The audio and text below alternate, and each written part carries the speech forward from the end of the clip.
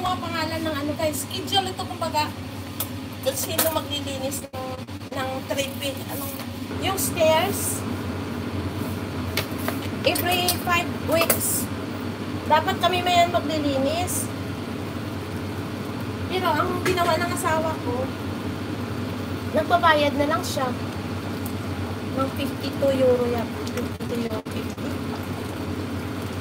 Para hindi na ako maglilinis. Diba? Kaso nga lang, mas gusto ko ako maglilinis para sa akin lang sana ibigay ng asawa ko.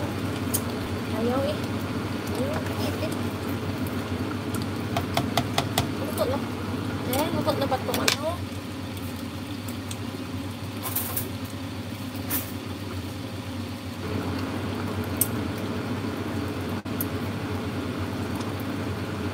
Medyo luto na siya. Oh, pwede na, pwede na. Pwede na ilagay ang ano. Sarap. Uy! Pwede na ilagay yung ito. Ayan. At tapos, maglagay rin tayo ng ano ba yan?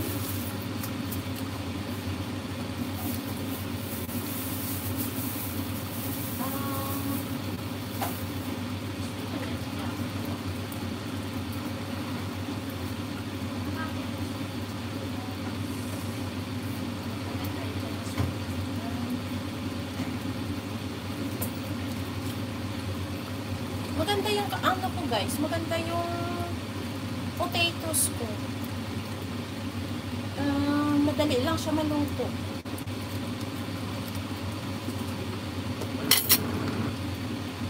Buti na lang kinat ko yung ano, yung carrots na medyo maliit-liit.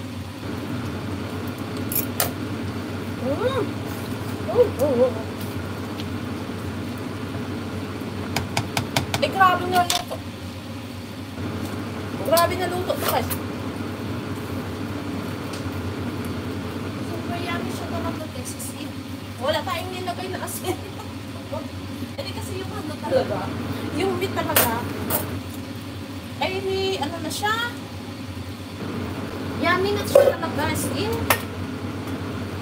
At saka, may kunti siyang sauce kasi yung ano tawag yung vegetables.